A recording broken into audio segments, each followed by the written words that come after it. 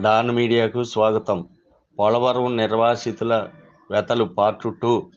ఏలూరు జిల్లా ఏలేరుపాడు మండలం కోయిదా పంచాయతీకి చెందిన పోలవరం నిర్వాసితులైన గిరిజనేతరుల కోసం జంగారెడ్డిగూడెం మండలం తాడువాయి సమీపంలోని చల్లావారిగూడెంలో ఏర్పాటు చేసిన పోలవరం నిర్వాసితులైన గిరిజనేతరుల కాలనీలోని వారి వ్యతలను, వారు ఎదుర్కొంటున్న సమస్యలను అధికారులు, రాజకీయ నేతల దృష్టికి తీసుకువెళ్ళి వాటి పరిష్కారం కోసం డాన్ మీడియా ఛానల్ నిరంతరం ప్రసారాలు చేస్తూ ఉంటుంది. వారి సమస్యలను పరిష్కరించడానికి అధికారులు, రాజకీయ నేతలు చర్యలు తీసుకోవాలని డాన్ మీడియా కోరుతోంది. విశ్వసనీయ వార్తల సమాహారమే మన don media.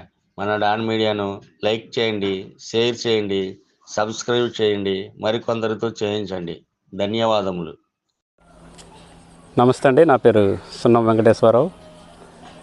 R and R colony Koida Velerupadu మండలం నుండి మేము దగ్గర ఒక 5 సంవత్సరాల క్రితం మేము ఇక్కడికి పునర్వాస కాలనీకి రావడం జరిగింది.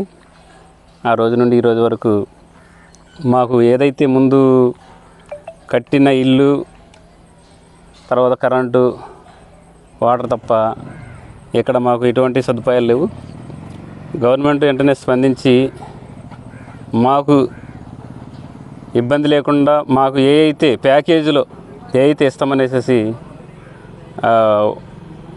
ఉందో దాని ప్రకారం మాకు ఖచ్చితంగా మాకు ఇవ్వాల్సిందిగా కోరుతున్నాం.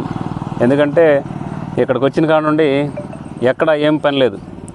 ఇచ్చినటువంటి డబ్బులు కూర్చొని తినడంలో అయిపోయినాయి తప్ప ఇప్పుడు కనీసం అంటూ ఎటన్నా బయటికి వెళ్ళాలన్నా కూడా ₹1 చేతిలో లేనటువంటి పరిస్థితి మాకుంది. దయచేసి గవర్నమెంట్ స్పందించి ఏదైతే పోలవరం అనేది ఏపీకి జీవనాడి లాంటిది, కానీ అంత మహోన్నతమైన ప్రాజెక్టు కడుతున్నారు. నిర్వసితులుగా మేమన్నీ కోల్పోయి ఈ ప్రాంతానికి వచ్చిన తర్వాత మేము ఎన్ని ఇబ్బందులు పడుతున్నామో అది మాకు తెలుసు. ఇప్పటికైనా మేము అదే మా పాతూరులో ఉంటే ఏ చేపలు పట్టుకోనో లేకుంటే ఏదన్నా అడవికి వెళ్ళేసేసి ఏదో రకమైనటువంటి దుంపలు తెచ్చుకోనో ఇతర తెచ్చుకొని ఆకుకూరలు లాంటివి తెచ్చుకొని తినే బ్రతికే వాళ్ళం. అక్కడ మాకు ఏ ఇబ్బంది లేదు, ఏ లోటు ఉండేది కాదు. ఇక్కడికి వచ్చేసరికి ప్రతిదీ కొనాల్సి వస్తుంది. గ్యాస్ కాడ నుండి ప్రతిదీ కొనాలి. అక్కడ మాకు కట్టెలు పుష్కలంగా దొరికాయి. ఇక్కడ ఏమీ లేదు. ఇన్ని ఇబ్బందులు పడుతూ మేము ఇప్పుడు ఏదో అరకొర ఇచ్చినటువంటి ప్యాకేజీ కూడా అందరి అయిపోయినాయండి. ఇప్పుడు ప్రజెంటు మాత్రం ఏ పని లేదు, ఏ వ్యాపారం లేదు.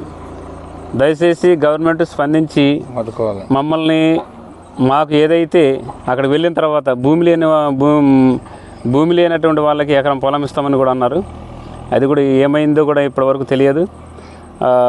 నిర్వసితులుగా మమ్మల్ని గుర్తించి మా సమస్యలకి పరిష్కారం ఏదో ఒక ఉపాధి కల్పిస్తారని ఆశిస్తూ ప్రభుత్వాన్ని వేడుకుంటున్నామండి.